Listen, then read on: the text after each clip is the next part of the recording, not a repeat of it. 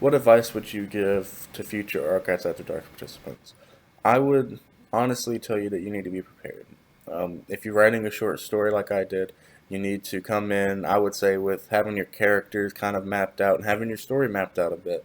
I spent the first hour and a half, 2 hours on some of the whiteboards in the studio, just mapping out, my characters, my plot, and the setting, mapping it up from kind of like in a way scene to scene.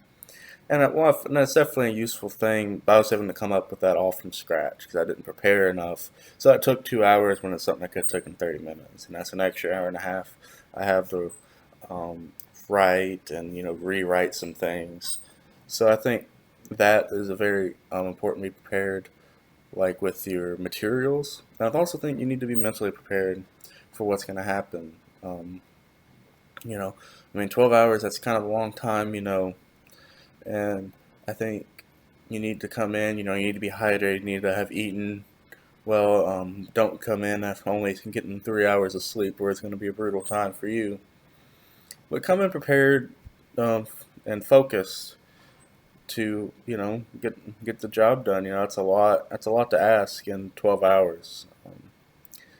And I think when you're in that 12 hours, also take 10, 15 minutes, take a break. Watch something funny on YouTube. It's like you don't want to burn yourself out by 2 a.m. It's fine to take a 10-minute break here. You're not just being lazy, you're recharging, you're kind of giving your brain a rest, letting your mind relax for a second. I think that can be very helpful as well.